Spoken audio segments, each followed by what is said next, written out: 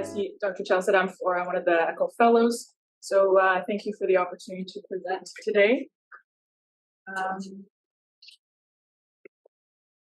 Okay, so my objectives today is basically, like Dr. Chow said, we heard a lot about stress echo last week from Ashwin. And so I thought it would be actually very helpful to continue the topic and talk about how we can use it in non-ischemic heart disease.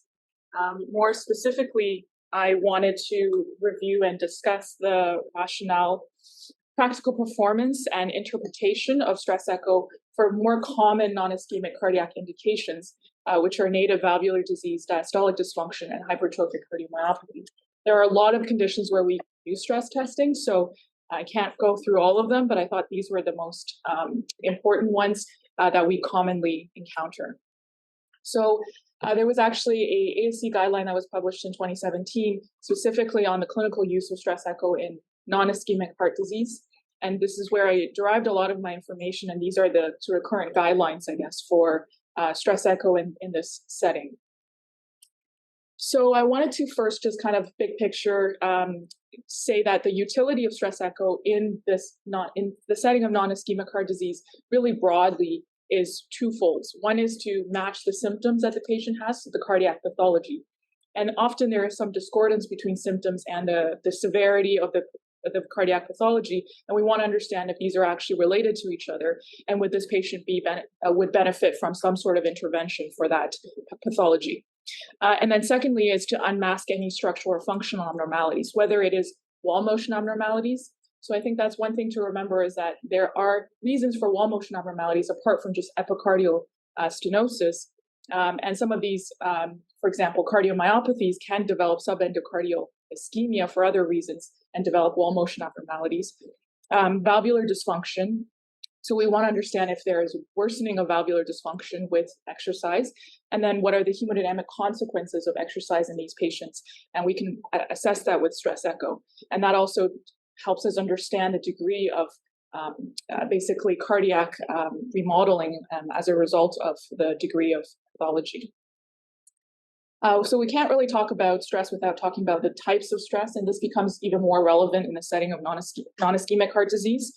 Exercise, as many of us know, is the ideal type of stress because it is the best most able to preserve the electromechanical response and to allow us to assess functional status, especially understanding whether symptoms that they have is actually matched with what's going on from a cardiac pathology wise. So we're able to link all of those things together, symptom, functional capacity, with what's going on with the valves, with what's going on with RV, LV function, transvalvular gradients. And there's many modalities of stress that we can, or exercise that we can use, as many of us know. And this lab is pretty, I think, familiar with the various modalities like semi-supine bicycle, upright bicycle, as well as the treadmill. And I will highlight in a little bit that the semi-supine bicycle is particularly helpful in the circumstance of non-ischemic heart disease. With pharmacologic stress, the main issue is that it doesn't completely replicate the neurohormonal changes and the hemodynamic changes of exercise. And you don't get the benefit of determining whether the patient has symptoms with exercise, which is often something that they're complaining of, is dyspnea on exertion, for example. But you can use dobutamine, as Ashwin discussed last time, and that can still be used in a non-ischemic setting. And vasodilators are less so used in this context, but things like dipyridamole and adenosine are used more so to look at coronary blood flow reserve, which is not talked as much about, but I think can be useful in certain scenarios. So generally, the hemodynamic effects of stressors generally is that we increase heart rate contractility, we increase wall stress by dilating the LV, and then we are increasing systolic blood pressure, increasing pulmonary arterial pressures, although there's variable degrees of effect on PA pressures. And as I mentioned, we can induce supply-demand mismatch in the setting of ischemia outside of just epicardial stenosis. And that can be because of microvascular dysfunction or increased oxygen demand because of LV hypertrophy, for example. So for exercise specifically, it will lead to an increase in heart rate, blood pressure, contractility, decreased systemic vascular resistance, as we've heard before. And in the effect on end diastolic volume is usually an initial increase, but later on, as the heart rate is higher, it will actually lead to a decrease because of the shorter diastolic time. And then as well as a decrease in LV-ESV. This is a normal hemodynamic effect. And as I mentioned, there can be variable changes to PA pressure, and it will generally increase the coronary blood flow. So how are these modalities different? I just wanted to highlight some differences. So I mentioned bicycle versus treadmill. In the setting of non-ischemic heart disease, probably the biggest advantage of bicycle is that being able to do a semi-supine test is technically easier for image acquisition of multiple echo parameters that we need. And we can acquire these images during exercise, whereas with treadmill or upright bike, we only are able to assess them post-exercise, in which the hemodynamic effects may have already changed. And so it may not completely reflect what's happening during exercise. The addition of bicycle also requires a little more coordination, as you guys may have noticed, for the patient to understand how to pedal, the cadence of the pedaling, and the coordination required to pedal. And so that can be an issue as well. What's interesting that I read about is that in supine versus upright bicycle, there's a little bit of a difference. I'm not sure we actually ever do upright bicycle here, but if we ever consider supine versus upright bicycle, there's a bit of difference in terms of the workload that's achieved, because people in supine bicycling usually develop leg fatigue much earlier. So generally, they're able to get at a lower target heart rate, they're exercise for a lower duration, and achieve a lower maximum workload. So that at any given stress, if they were to go up to the same stress, they're usually working a little harder at that point versus someone on an upright bicycle versus a supine. So they actually are at a higher LV/DV, higher mean arterial pressure, and they actually generate a higher afterload or oxygen demand and filling pressures in those instances than upright bicycle. So that's one importance also to consider as a difference here. So when we do a protocol for non-ischemic disease, these are a list of possible parameters to look at, but not, obviously, we won't necessarily be looking at everything. It's probably, takes a lot out of the person, the sonographers, to be able to acquire all of these parameters at all of these stages. But this is what was published in the guidelines. They talk about rest, and you're looking at LV function, regional wall motion, and this is, obviously way beyond what we would typically do for ischemia. And then at an intermediate workload, if you're on a bike, you again take these same measurements, and then at 100 to 120 beats per minute. I think this is relevant because this is a period of time where you get less EA fusion, and you can actually determine EA ratio a little bit more accurately. And I'll just talk a little bit about that later. And then at peak exercise, again, you're looking at these factors, and then in recovery, you're again looking at these factors. But usually, you're going at increments of 25 watts every 3 minutes. That would be a typical supine exercise bike protocol, let's say. So what about dobutamine? So the effect of dobutamine on hemodynamics is slightly different, similar in many ways. The predominant stimulation of beta-1 adrenergic receptors leads to an increase in heart rate, systolic blood pressure, again, contractility. But in contrast, it doesn't increase LV end diastolic volume. It tends to decrease end diastolic volume as well as end systolic volume, but to a greater extent in systole than diastole. And so you increase stroke volume, you increase cardiac output with the increase in stroke volume and heart rate. It also stimulates beta-2 adrenergic receptors, as we know, and causes a mild decrease in blood pressure through a vasodilatory effect. And what's also interesting is that it recruits venous blood less than with exercise. So again, you have less of an increase in LV volume. As I mentioned, you actually decrease volume, and so less of an wall stress. So in addition to all of the other reasons, this doesn't stimulate exercise the same way with dobutamine, because you don't get that additional afterload stress that you might with exercise, or as much of that afterload stress. So a dobutamine protocol, typically, again, you're looking for all of these parameters, and they talk about increasing at intervals of 5 mics per kilo per minute every 5 to 8 minutes at rest, and through these intermediate stages of 5, 10, 15, 20, and up to a max of 40. And then at recovery, you're taking these images again. So the benefit is also allows you to take all of these parameters during stress without the complications of the patient, breathing breathing heavily, for example, or exercising, and you're still able to take images during stress. They do recommend that you wait a period of 2 to 3 minutes at each stage of dobutamine dose in order to allow the hemodynamic effect to basically take effect before you acquire the images for that stage. So that's one thing to remember, and that also can prolong the protocol probably for the actual test. I just briefly mentioned vasodilators, but I correct me if I'm wrong, but I don't really see much of the application here. But as we use stress echo for many of the conditions I'll be talking about, but I think it is interesting when we look at coronary blood flow because it, like I mentioned here, it can induce heterogeneity, and that's how it works to look for ischemia, induce heterogeneity in areas of stenosis versus normal coronaries. It can also lead to a supply-demand mismatch, and if there's a coronary steal phenomenon, for example, it can also demonstrate areas of subendocardial flow. So it can also demonstrate other reasons for having coronary ischemia in the absence of epicardial stenosis, but it's more for coronary blood flow. So this is really a list of, a lot of the parameters that can be captured. I just wanted to highlight a couple of things. LV systolic function-wise, even in the setting of non-ischemic cardiomyopathy, I think it's still worthwhile to look at this, and we still do look at regional wall motion abnormalities for various reasons. They may have concomitant epicardial stenosis, or like I mentioned, there's other reasons for supply-demand mismatch.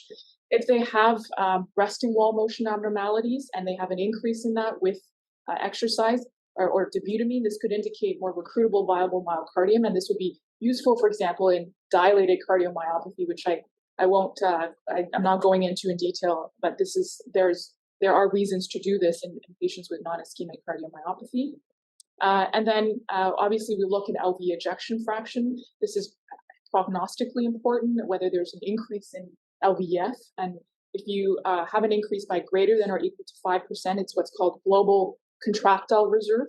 This is differentiated from an increase in stroke volume, which is an evidence of flow reserve. So an increase of greater than or equal to 20% suggests the ability to increment flow. Global longitudinal. So you must be thinking now, like we're doing GLS in stress echo, which sounds a little bit crazy, but they do talk about this as evidence of sort of subclinical myocardial dysfunction that might be present. Obviously, that's what GLS is typically used for. That might be present, that might be brought out by exercise. And that does have diagnostic and prognostic significance. And then LV diastolic function, which I'll go into in a little more detail. RV function is also important to look at. And then systolic PA pressure are the hemodynamic consequences of these lesions and of these cardiac conditions. Of course, we're looking at LVOT gradients, the severity of regurgitant lesion, and then aortic valve area and pressure gradients for valve distance. So I think one of the concepts that they mention, and I think is quite relevant to also highlight, is that the way we acquire the images in these cases really depends on what is the question we're trying to answer, how helpful is that information going to be, and how likely is that abnormality going to persist into recovery, so that you can look at other things first and go back to it and take time to find it later on, because it could still be present a few minutes after recovery. And I'll show you some examples where you can still capture important data even 2 minutes or 3 minutes into recovery if you don't have time or you're not able to acquire it early. Okay, so I'm just going to go through these various conditions. So the first one being valvular disease. As I mentioned, in general, we're looking at valvular disease where there's discordance between the severity and the symptoms, or in the setting of low flow states, where we can try to increment flow and actually see the relevant hemodynamics. And so we're looking at symptoms, changes in blood pressure, exercise tolerance. Those are all actually very important prognostic information as well. We're looking for changes in the valve severity itself, and that includes, for example, in AS, changes in mean gradients. We're looking at ventricular function, like I mentioned, contractile and flow reserve, and RV function, and then hemodynamics, which includes filling pressures, which we can obtain from E over E prime and pulmonary hypertension. And these are all the reasons that we might be doing it, which is to match symptoms, risk stratify, or guide our decision making in regards to management. So I'm going to go into first severe aortic stenosis, which is probably the domain where we see a lot of this, or more so low flow, low gradient. First thing to say is that symptomatic, true severe aortic stenosis is a contraindication to stress testing. We wouldn't be stressing those patients because A, they're already symptomatic, and B, you're going to run into problems with more of a safety issue now that they have severe AS and has symptoms. So the main indication that we might see true severe AS being sent for a stress echo is if they're asymptomatic and they have the evidence of severe AS and resting echoes.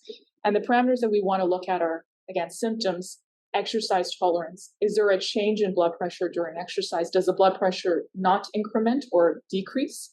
It is helpful to look at aortic valve gradients, because if the valve gradients actually further increase on exercise, it means that it may be more severe, even more severe than we thought it was, or it's a very rigid, non-compliant valve that's not even able to open with or not able to really change with very high flow.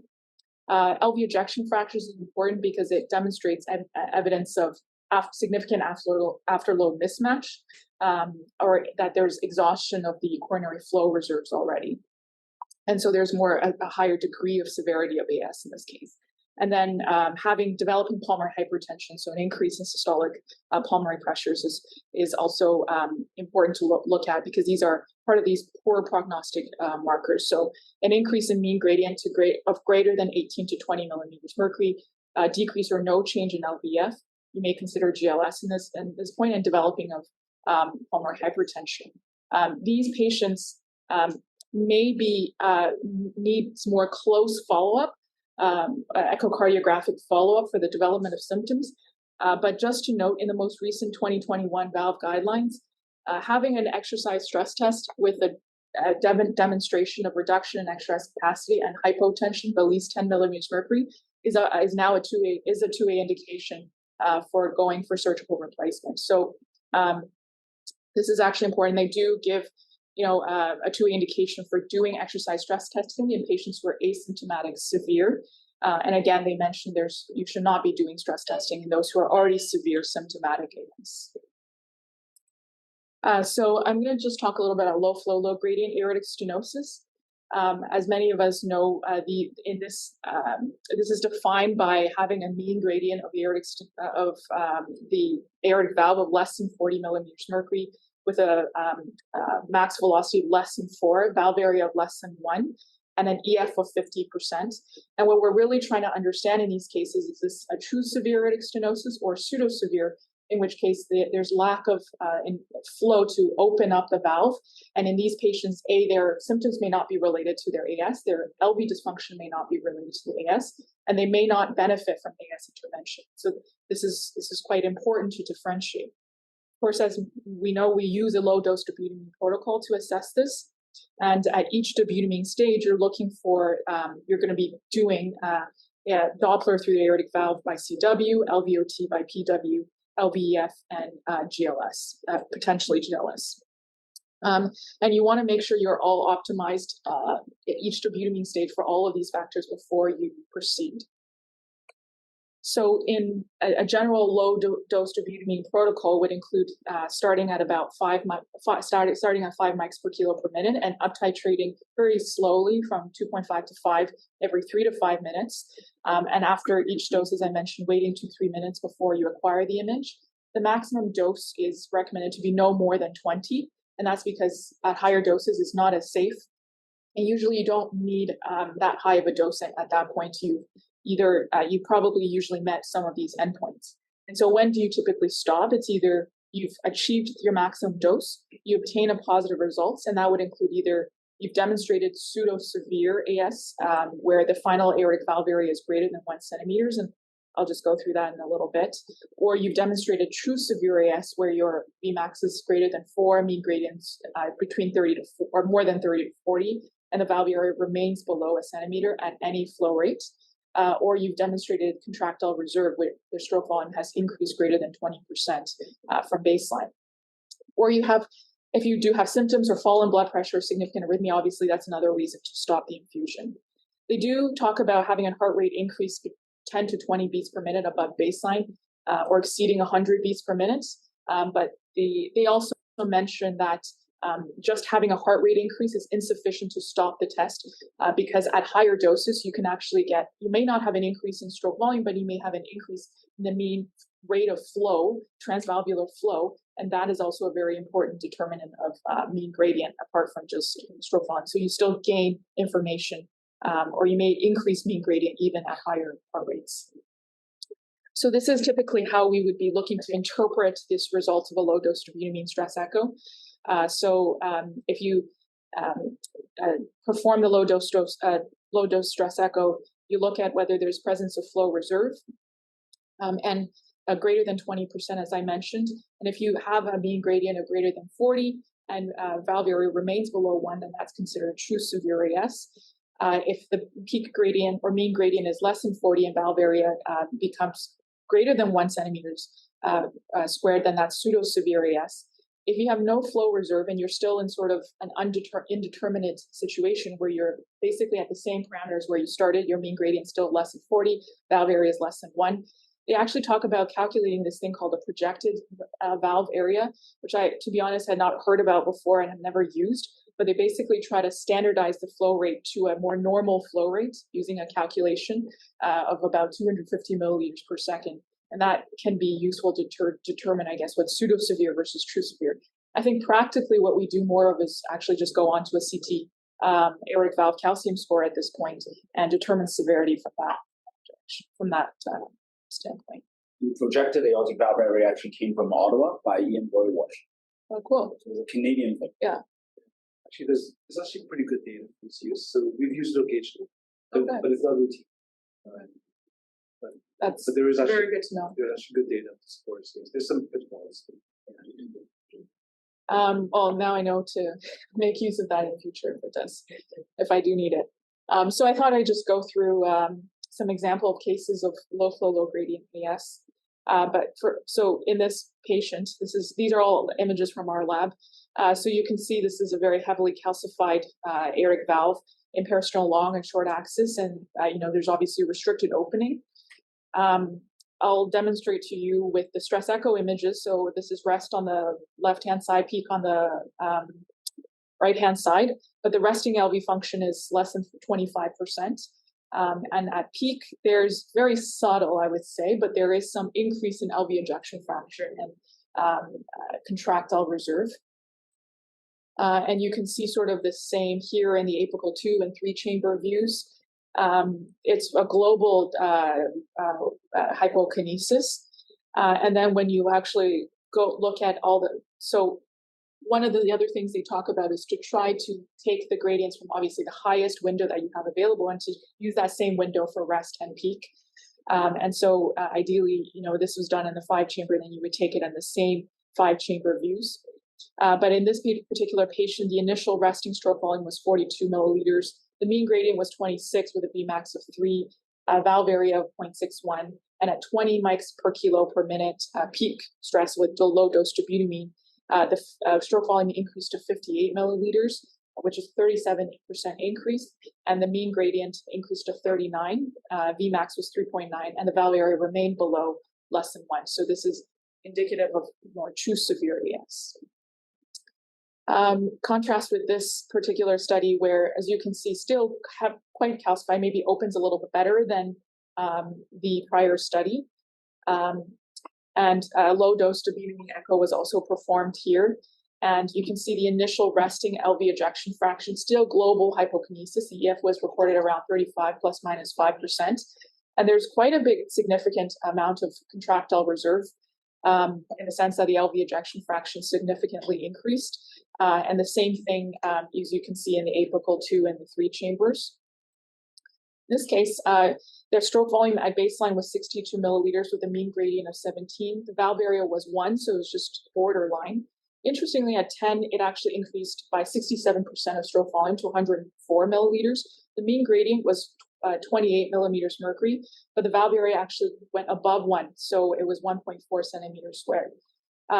What was interesting, I thought, was that at peak, at 20, the stroke volume actually decreased a little bit to 81 milliliters, but still of a contractile reserve by definition, or sorry, flow reserve by definition, and the mean gradient was 27 with a valve area that stayed above 1. So this was considered pseudo-severe AS. And I wonder perhaps that this patient has some other reason for LV dysfunction. They may have sort of a hibernating biphasic response with dobutamine stress echo, which we're seeing here. But it certainly suggests that the AS is more of a moderate rather than severe AS. What they also noticed is that if you look back at the actual aortic valve excursion, the excursion during peak stress was actually slightly better than at rest, just by 2 echo planes. One thing to note is that the absence of contractile reserve does not mean that this patient should not go for an AVR. This happens in about a third of patients. They do have worse prognosis. They have a higher operative mortality with surgical AVR, but having lack of contractile reserve, or I should say flow reserve, doesn't necessarily mean that they cannot improve LV function afterwards, and their late survival after surgery it is not predicted by the lack of flow reserve. And this was a pretty, I think, important cohort of 81 patients who had low flow, low gradient AS without evidence of contractile reserve on dobutamine stress echo. And as you can see, having an AVR still improved their survival versus managing them medically alone over the course of follow-up. This is in their overall cohort and in a matched cohort. So they do have poor prognosis, but this does not necessarily preclude them from being considered for aortic valve replacement. Just a quick note about paradoxical low flow, low gradient. We typically don't think of this as having utility, we don't typically use dobutamine stress echo in the setting of paradoxical low flow, low gradient, which is when the EF is greater than 50%, but you're still not generating enough flow for other reasons. But there are some helpful reasons that you might do a stress echo. For example, if you need to elicit symptoms on exercise. And you could still determine whether this is true severe or pseudo-severe. A third of patients of this category actually also have pseudo-severe AS. But the problem is that you're usually not able to increment their stroke volume much more because they have usually some sort of restrictive filling pathology. And so you can't increase their preload more to increase stroke volume. So that's why we run into those issues. And ultimately, you end up getting a CT aortic valve calcium score. So this is just coming back to the fact that there is this is the utility for severe AS. And then for dobutamine stress echo, this is obviously a class 1 indication if you demonstrate low flow, classic low flow, low gradient AS. Okay, so moving on to mitral stenosis. This is also another valve category that's particularly helpful for the use of this stress echo. And again, this is more so about discordance, where you have severe MS without symptoms or non-severe MS with symptoms. Exercise is typically the most useful, again, because it allows for assessment of symptoms. And dobutamine can be validated for assessment of mitral valve gradient, but it's not really recommended for systolic PA pressure assessment, so pulmonary hypertension. And the sort of cutoffs that you're looking at is having a mitral valve gradient that increase greater than 50 millimeters mercury with exertion, greater than 18 millimeters with dobutamine would be considered severe, true severe mitral stenosis, and it would be a reason that could explain their symptoms. And also if you have pulmonary hypertension with greater than 60 millimeters on exertion. And actually having a low, if you demonstrate early development of pulmonary hypertension, so this is where having sort of intermediate stages are helpful, but an earlier development of pulmonary hypertension is associated with more exercise symptoms in these patients. So that is an additional tool. If they are in atrial fibrillation, it's recommended they actually continue their rate control medication so that you don't get a very early rise in heart rate that can confound, I think, the test itself. So how do we apply this? So in the most recent guidelines, if you do have what they call progressive MS, so non-severe MS, but we have significant exertional symptoms, performing a stress test is considered actually a class 1 indication in these cases. And so you end up, if you do demonstrate having a mean mitral valve gradient greater than 15 during exercise, or if you perform an exercise cath with a wedge pressure greater than 25, that's considered hemodynamically significant, and they should be considered for balloon valvuloplasty. This is a very recent case from our lab of a patient with rheumatic mitral stenosis. She was having exertional symptoms in YGA class 3, but her initial resting echo showed a mean gradient of 6, a valve area of 1.3 to 1.5, so sort of more on the borderline. Interestingly, she also had aortic valve involvement of rheumatic disease with moderate AI, and her RVSP was 32. It wasn't very particularly high. So what happened on stress? We formed a supine exercise bike. She exercised to about 82% of her maximum predicted heart rate. There was no wall motion abnormality. Her LVEF, as you can see, incremented. There was good contractile reserve. But her mean gradient substantially increased from 4 on this particular echo to 20 at a heart rate of 132 beats per minute. And the RVSP went from 41 to 54. So this was demonstrating that this is quite significant. And she had clinically shortness of breath on exercise. So this certainly matches the symptom to the degree of mitral stenosis. And so this is an example of how it can be quite helpful. So mitral regurgitation is another valve lesion that we think about the use of this. This is actually a little bit more controversial. As we know, MR is very dynamic, it's very load dependent, associated with afterload, changes in afterload, changes in preload, and it will tend to increase with exercise because you have increased afterload, increased preload. And so we try to use that in again, these discordance scenarios where we're trying to elicit symptoms, we're trying to establish exercise tolerance, or if they're symptomatic but non-severe, we're trying to see if there's actually significant hemodynamic consequences or increase in regurgitant mitral regurgitation. Exercise is the recommended, not dobutamine, because it's not considered physiological, but it could be used, for example, for ischemic MR, which is not necessarily what I'm talking about today. So its use in primary MR, mitral regurgitation, we look at a couple of things. So we would be assessing the MR severity, assessing pulmonary hypertension, assessing for the presence of contractile reserve, which is actually can be predictive of whether or not they end up having LV systolic dysfunction later, or they develop LV systolic dysfunction after surgery. If you don't have contractile reserve, you might actually show a deterioration if you were medically managed in your LV ejection fraction, and after surgery, you might have a drop in your LVEF. And whether there may be limited RV contractile recruitment as well. So TAPSE in this case can actually be quite helpful. If your MR is not severe, you can try to quantify the MR, but this is really quite tough when you're having to do this under stress echo. Imagine doing PISA with MR. And it's really difficult when your heart rate starts to get above 115 beats per minute. You can again look for any development of pulmonary hypertension, and you can assess global and regional systolic dysfunction for prognostic purposes. One thing to note is that the MR severity and systolic pressure, pulmonary pressure can decrease pretty quickly after the test is stopped. So you do want to actually scan these parameters earlier before maybe your LV function in order to get this information beforehand, if that's what is of interest. That's why the bike is actually useful in these kind of cases. Yes, yeah. As opposed to be treadmill. As opposed to a treadmill.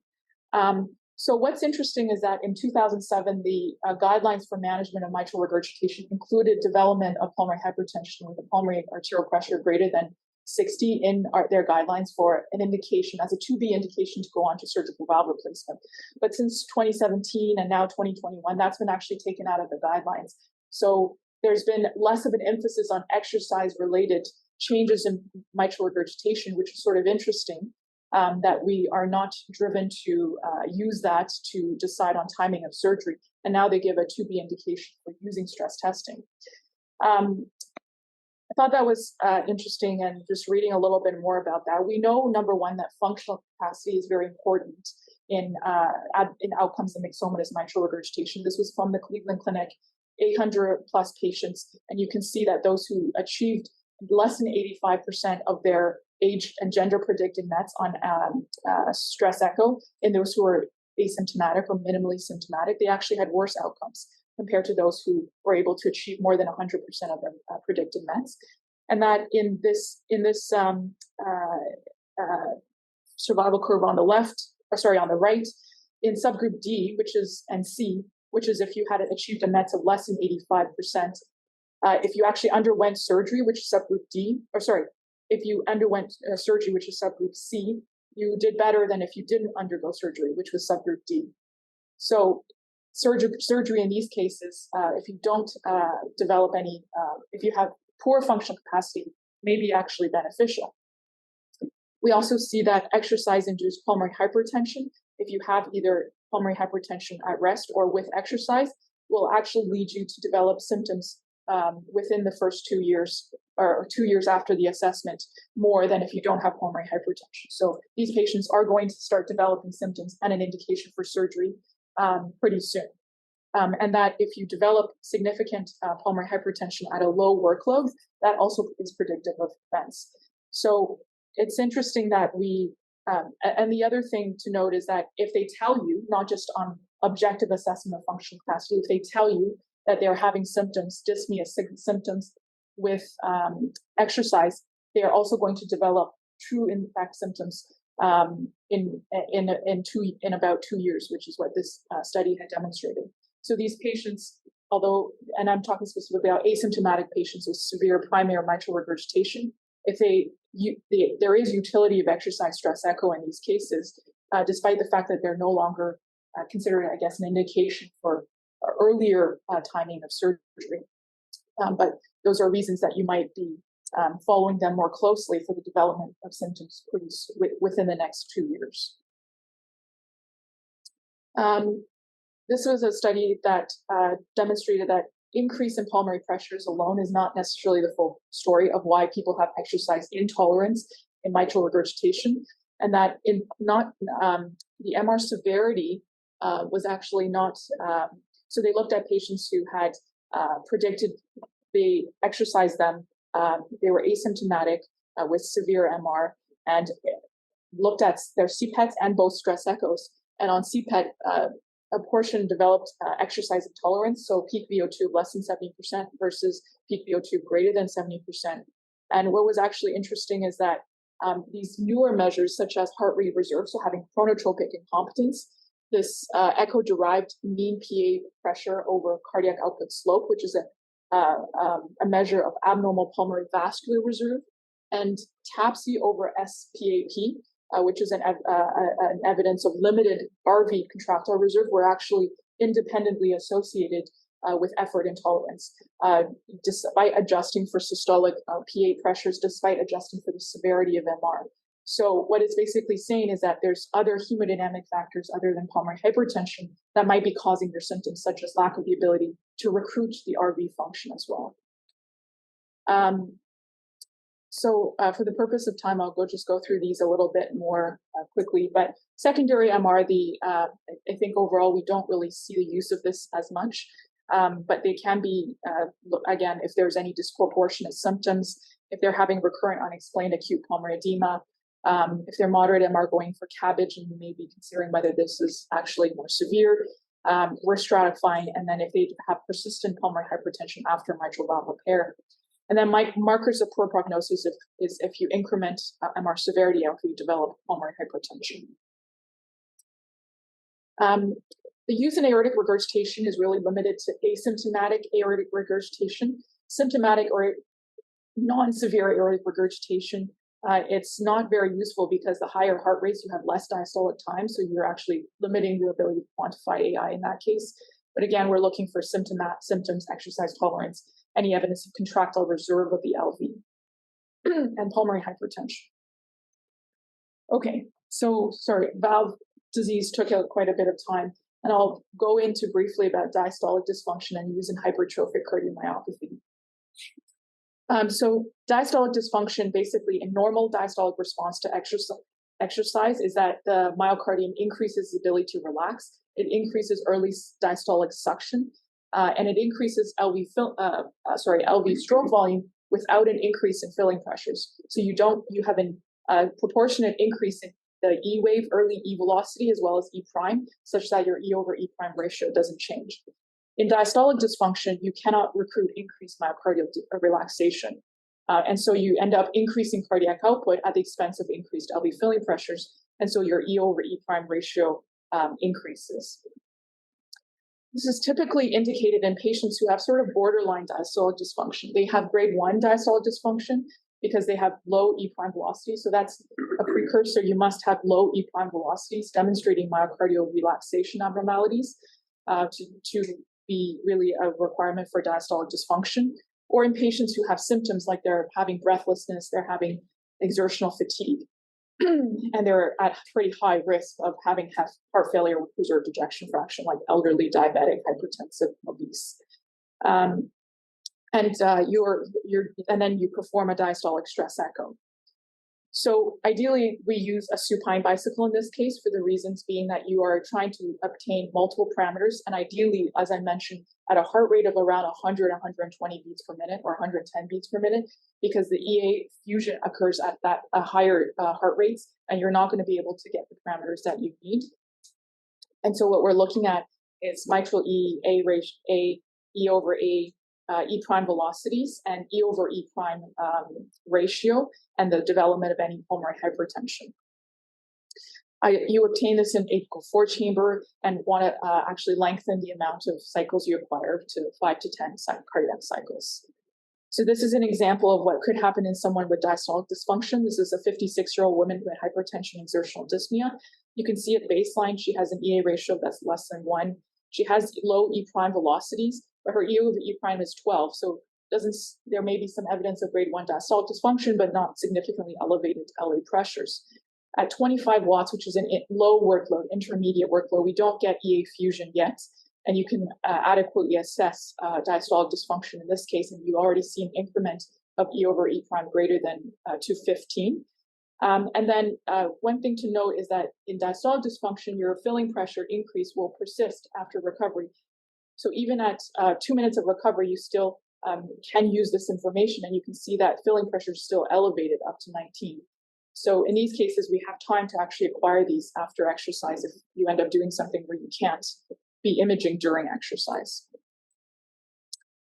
So a diastolic response to exercise that's considered definitively normal is E over E prime less than 10 at rest and with exercise, a peak TR velocity of less than 2.8, and abnormal response would be an increment to greater than 14 of your E over E prime ratio, or if you only have septal E prime of greater than 15, with evidence of decreased E prime velocities at baseline, an increase in peak TR velocity, which can actually be elevated in very highly elevated in normal individuals. So that alone may not necessarily tell you a diastolic response because you can increment pulmonary blood flow.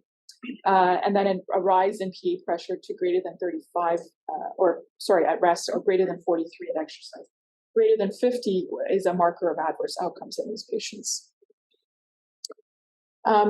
One of the ways that we could use dobutamine, I think that they do mention, is that dobutamine actually enhances your LV relaxation and early diastolic recoil. And if you actually find an increase in E prime velocities with dobutamine, it actually shows diastolic functional reserve, which I'm not sure what setting would be helpful, but it sounds like kind of interesting to see that you can actually recruit diastolic function. These probably are, fairly normal patients who are able to do that. If you are not able to exercise at all, one of the things that can be done is actually performing a passive leg raise. So this increases preload and could bring out diastolic dysfunction. So what they have found is that those who an increase in E over E prime during exercise to greater than 15 and with passive leg raise are actually more likely older, female, and have a lower diastolic reserve and lower exercise capacity. The opposite of muscle. Exactly. Yeah. Okay, so lastly, hypertrophic cardiomyopathy. So as we know, it's a very common genetic heart disorder. It's the definition is really left ventricular hypertrophy in the absence of another disease that would explain that degree of hypertrophy in these patients. And we're all pretty familiar with the pathologic features that we typically see: LV obstruction, mitral valve abnormalities, diastolic dysfunction, myocardial ischemia. A third of patients have resting LVOT obstruction. A third have latent obstruction that becomes unmasked with different provocation maneuvers that basically changes hemodynamics, and a third remain non-obstructive. So why would we do exercise testing in hypertrophic cardiomyopathy? Basically, to get an exertional symptom that's related to hypertrophic cardiomyopathy, you really need LVOT gradients of greater than 50 millimeters mercury. And that's sort of the threshold for consideration of specific myomectomy procedures, septal reduction therapies. So if you have symptoms, but you don't have any resting or provocable gradient of more than 50, then you should think about doing an exercise stress echo to provoke this. Can also be helpful for patients who are asymptomatic, because if you actually bring out latent LVOT obstruction, that might change the way you counsel them in terms of lifestyle, what kind of medications you give to reduce the likelihood of preload reduction, afterload reduction. And then functional capacity, it actually provides very helpful prognostic information.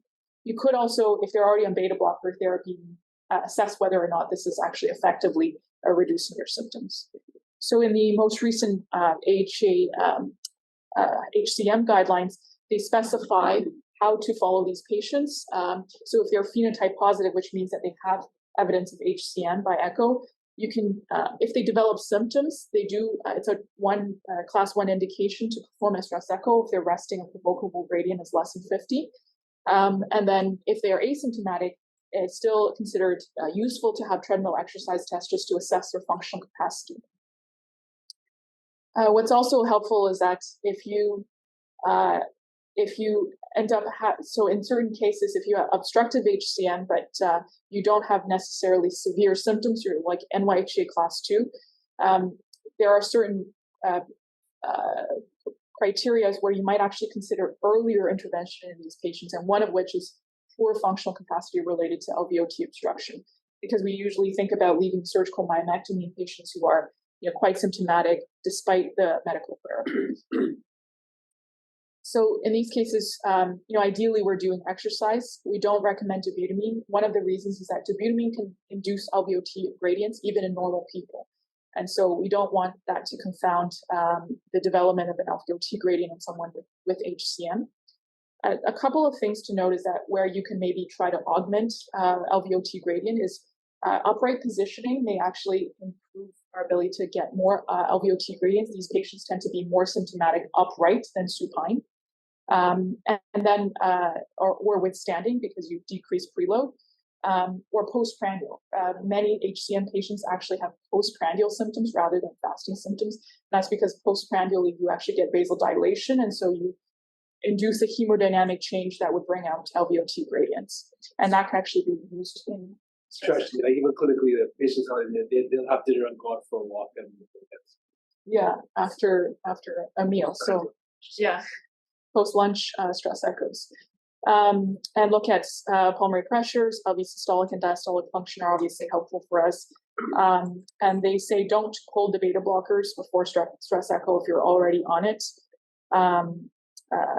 because you want to bring out the symptoms despite being on beta blockers. So what is associated with abnormal exercise response? So as I mentioned, these are prognostic factors: having an LVOT gradient greater than 50, inducible wall motion abnormalities, which might indicate lack of coronary flow reserve, a blunted systolic function reserve, I mentioned coronary flow reserve, limited exercise capacity, and blunted or hypotensive blood pressure response. This has actually been associated with sudden cardiac death. And in the previous HCM guidelines, this was sort of considered if you were assessing people for possibility of sudden cardiac death and ICD implantation. Significant ST depression, and then evidence of poor exercise tolerance is if you develop dynamic MR, if you have blunted changes in E prime, so you don't actually increase your E prime, if you have increased E over E prime or development of pulmonary hypertension. If you actually get reserve, so improvement in systolic and diastolic function, then you should really think about other symptoms that might be causing these patients, or sorry, other causes for this patient's symptoms, not necessarily their HCM. And so this basically is a flow chart of the most recent ASC guideline actually on HCM, which tells you that if you do not provoke a gradient greater than 50, you should do an exercise stress echo to look for evidence of increasing gradient above 50. Okay, so just to summarize, I hope it's convincing that there are lots of good uses for stress echo in non-ischemic heart disease, for symptoms, for functional capacity, for hemodynamic consequences. They do have the parameters that we measure have diastolic, therapeutic, and prognostic significance. But definitely doing stress echoes in these circumstances are quite limited, and that's why it's probably not as often done because of the technical challenges, especially at pretty fast heart rates. So thank you for listening. So thank you for this very insightful review, and very glad to see stress echo has been flourishing in Ontario for the last 20 years. When I first came from Montreal, stress echo was very actually little used in Ontario. Very few people knew how to do it at the time, so it was only limited in a very limited number of centers. And then the indication of doing stress echo actually expanded over the years, and you have reviewed certain areas that actually I didn't know too much about. Diastolic dysfunction in stress echo, as well as stress testing patients regularly for HCM. These are things that are fairly new in many ways, and I've tried to stay away from diastolic stress echoes, despite it's been in the guideline for a number of years, and in the hope that we can continue to do better and better stress echo over time. So, questions? Any questions from the audience? We can also get it from the chat as well, if you want to put it there. Just to report, we actually had 54 sign-ins today, together with about 20 people in the room, so very well attended. And so what do we do? Like, should we actually regularly stress everyone? Like when we make a diagnosis of someone who's hypertrophic cardiomyopathy, I mean, we often do like ECG, MRI, etc. And should we routinely do a stress testing on these people? I think there are specific reasons that you might do it. I don't see that necessarily as routine in my mind, but you can correct me if I'm wrong. But I feel like if this patient is symptomatic, like I mentioned, and they don't have an LVOT gradient that we can see, I think exercise echo is definitely informative in those cases. But you could also establish a baseline exercise sort of capacity and then follow that serially. I think that is appropriate. That can be considered in these patients who might, you think, are maybe close to, or you're trying to assess how your efficacy of management. Like, I think these patients, you're probably going to be followed to see with medical management whether or not their symptoms are improving, and you can use exercise testing as a way to determine if you're actually doing a good job of reducing their symptoms. So having a baseline and then routinely assessing them. I think there are some specific indications. I'm not sure I would necessarily do it for everyone. I don't have the experience yet to say that for everyone, but I think that could be considered. No, it's interesting. My sense is that obviously we're not in an HCM center of excellence here at Smithers. But even at the Toronto General, for example, I'm not sure if I don't know how frequently they do, they have supervised, often they do stress echo in their HCM population. Yeah. I actually can see it in certain patients who have symptoms that you're unsure if it's related to the obstruction or not. Whether or not you do it in asymptomatic patients for prognostication, risk stratification. But I think the evidence to support intervention in completely asymptomatic patients, if you find them as stress echo, is fairly weak, right? So I think one of the reasons why it's not done, if you're convinced that they're asymptomatic. Sometimes patients might tell you one thing. Yeah. If you feel like they should be maybe a bit more symptomatic for whatever reason, and you put them on a treadmill and they do demonstrate significant LVOT obstruction, exercise intolerance, then that might push you to think that they're actually. Yeah, for example, I did end up chewing, but I'll follow patients who routinely have LVOT gradients at rest of 70, 80 millimeters mercury, and they say they feel fine. They're on some medications, but you just follow them, right? But they have pretty high gradients. We also know that patients often report their symptoms, right? So that's why, over the years, physical exam, as far as I'm concerned, in addition to being examining them and talking to them at rest in front of you, often I actually walk them in the hallway and the stairs. That's the cheap person's stress test. You see me actually walking my patients around. For those of you who have seen me actually seeing patients, that's just one way to do it. And if they actually get, if I get more short of breath than them, then I'm in trouble. Sometimes that happens. And then next part is having stress testing and stress echo in front of you, but rather than just getting the report from someone, seeing how they actually exercise is actually very important as well. Last questions before time runs out. Should we do E over E prime on all our stress echo? I think Yasir has the same question. I was going to say that a couple of our patients that come here, they have maybe shortness of breath rather than chest pain. So should we have a pathway, who to include in baseline and recovery or Yeah, I agree. For dyspnea, I think it's worthwhile to do some components of a diastolic stress echo. So UV prime and measure TR velocities are probably the bare minimum. Yeah. I think it could be a screening too. If they have E primes that are pretty good at rest, they're probably not going to have diastolic dysfunction with exercise. That's what they say. If your E primes are already high, you probably don't need to do it on those people. But if they're low and they have dyspnea, then this might be a reason to actually do it. You can set the pathway. So Emily will add that to our next meeting discussion about enhancing our stress echo protocol. So we will not do lung ultrasound, but we'll consider adding E over E prime. But as a progressive lab, we should, get things in, try it out. If it works, and then we should do it. And if it doesn't work, then we'll take it out. If it's, and then really the artificial intelligence piece and automated measurements in the future that many of our machines are now actually being inbuilt will actually help these things. Obviously it takes time to measure all these gradients, especially low flow, low gradient AS and in the endobutymine stress echo.